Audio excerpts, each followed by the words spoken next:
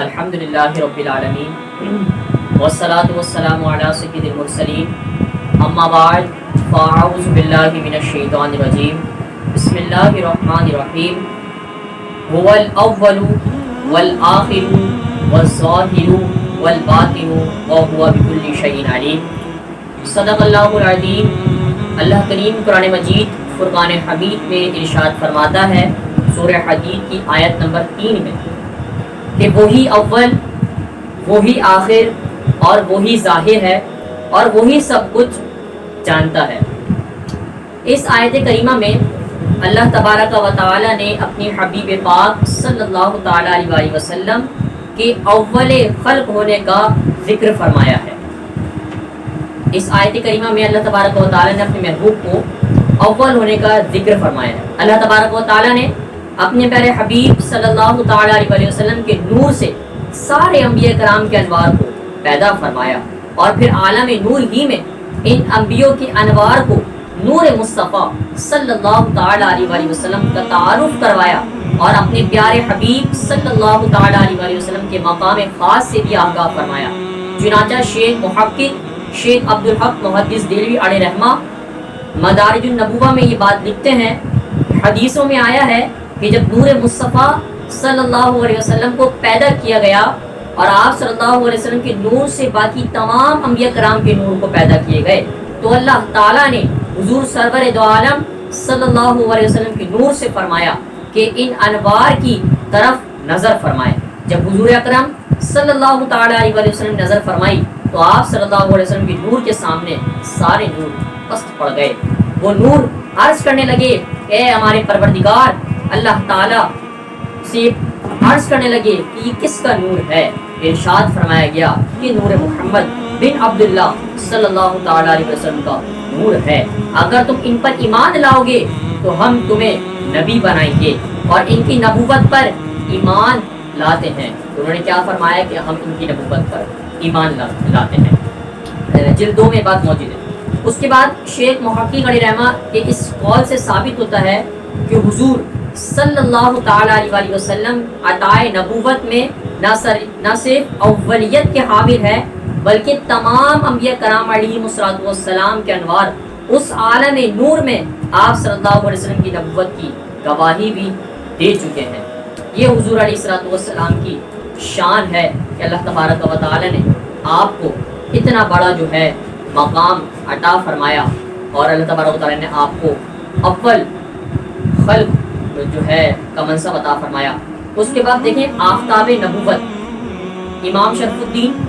رحمۃ اللہ تعالی علیہ اپنے شہر آفاق نعتیہ قصیدہ یعنی قصیدہ بردہ شریف میں کچھ شعر ذکر فرماتے کہ تمام انبیاء کرام علیہ السلام حضور اکرم صلی اللہ علیہ وسلم کے دریائے رحمت سے ایک چلو بھر کے یا آپ صلی اللہ علیہ وسلم کے باران فیض میں سے ایک گھونٹ کے طالب ہیں۔ انبیاء کرام جو بھی معجزہ یا کمال اپنے ساتھ لے کر تشریف لائے وہ معجزہ و کمال بلا شعبہ انہیں حضور اکرم صلی اللہ علیہ وسلم کے نور ہی سے عطا ہوا ہے۔ بے شک یہ حضور ہی کی ذات کا صدقہ ہے، اس لیے کہ حضور اکرم صلی اللہ علیہ وسلم فضل و کمال کے آفتاب ہیں اور تمام انبیاء کرام اس آفتاب کے ستارے ہیں جو اس آفتاب کے انوار کو لوگوں پر تاریکیوں کے ظاہر فرماتا ہے۔ خطیب اہل سنت حضرت مولانا محمد شفیع قاری علیہ رحمہ ایک بات اور اس اشعار کی وضاحت فرماتے ہوئے یہ بات ارشاد فرماتے ہیں کہ انبیاء کرام علیہم الصلاۃ والسلام اپنے اپنے وقتوں میں حضور سید المرسلین خاتم النبیین صلی اللہ تعالی علیہ وسلم کے نورانیت اور روحانیت سے ہی مستفیض ہوتے رہے ہیں، بالکل ایسے ہی جیسے رات کو چاند اور ستارے سورج کے نور سے مستفید ہوتے ہیں۔ حالانکہ سورج اس وقت دکھائی نہیں رہتا اور جب سورج طلوع ہو جاتا ہے تو یہ سب روشنیاں اس نور عظیم میں مدغم ہو جاتی ہیں، چھپ جاتی ہیں اور سورج طلوع ہو جاتا ہے تو وہ نور اعظم سب چھوٹی روشنیوں پر غالب آ جاتا ہے، پھر کسی دوسری روشنی کی ضرورت میسر نہیں ہوتی۔ اس لیے نبی اکرم صلی اللہ علیہ وسلم کے بعد کسی دوسرے نبی کی ضرورت نہیں رہی، اور جس طرح روشنی کے تمام مراتب آفتاب پر ختم ہو جاتے ہیں اسی طرح نبوت رسالت کے تمام مراتب و کمال سلسلہ بھی روح محمدی صلی اللہ تعالی علیہ وسلم پر اور نور محمدی صلی اللہ تعالی علیہ وسلم پر ختم ہو جاتا ہے۔ کسی شعر نے خوب فرمایا کہ کہ اے نظم رسالت کے چمکتے ہوئے مقتا، اے نظم رسالت کے چمکتے ہوئے مقتا، تو نے ہی اس مطلع انوار بنایا۔ حضرات محترم، نبوت مصطفیٰ صلی اللہ علیہ وسلم کی عظمت کا ایک اہم پہلو یہ بھی ہے کہ سابقہ تمام انبیاء کرام علیہ السلام کسی خاص قوم اور کسی خاص خطے عرض کی طرف مبعوث نہیں کیے گئے، بلکہ ہمارے آقا و مولا حضرت محمد مصطفیٰ صلی اللہ علیہ وسلم تاجدار عرب و عجم صلی اللہ علیہ وسلم تمام جہان و تمام خطوں اور تمام زمینوں اور تمام زمانوں کی طرف نبی بنا کر بھیجے گئے۔ سابقہ انبیاء کرام میں سے کسی کو مصر کے علاقے، کسی کو شام کے علاقے کی طرف اور کسی کو قوم لوط اور کسی کو قوم ہود کی طرف نبی بنا کر بھیجا گیا۔ ان تمام انبیاء کرام کی نبوت کا زمانہ اور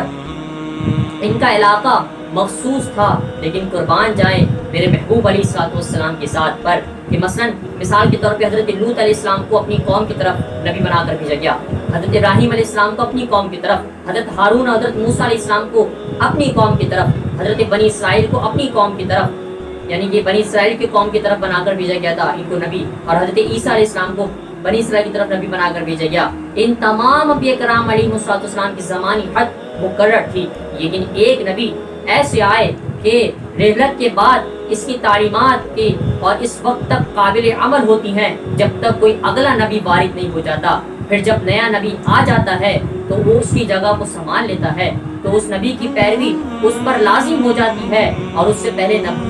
نبی کی نبوت کا زمانہ اپنے اختتام کو پہنچ جاتا ہے۔ لیکن میرے نبی علیہ السلام کی یہ کمال تھا اور حضور علیہ السلام کا یہ جمال تھا، اور اللہ تبارک و تعالیٰ نے آپ کو یہ معجزہ عطا فرمایا تھا، یہ شان، یہ قدرت عطا فرمائی تھی کہ ہر نبی کا زمانہ وقت متعین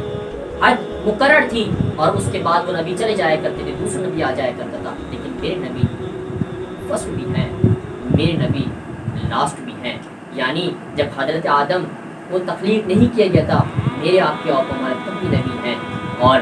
آج بھی نبی ہیں، اور تا قیامت میرے ہی اور آپ کی آقا و مولا حضرت محمد مصطفیٰ صلی اللہ علیہ وسلم کی ذات گرامی ہے، جو کہ تمام نبیوں پر فضیلت بھی حاصل رکھتے ہیں اور تمام نبیوں کے وہ افضل امام بھی ہیں، اور قیامت تک یہ ہمارا فیصلہ ہے سنت والجماعت کا کہ حضور علیہ السلام کے بعد کوئی نبی نہیں آئے گا، اور ہمارا اسی پر ایمان ہے۔ ہم دعا کرتے ہیں کہ اللہ تبارک و تعالیٰ ہمیں حضور علیہ السلام کی سیرت پہ چلنے کی توفیق عطا فرمائے اور ان کے نقش قدم پر چلنے کی توفیق عطا فرمائے۔ وما علینا الا البلاغ۔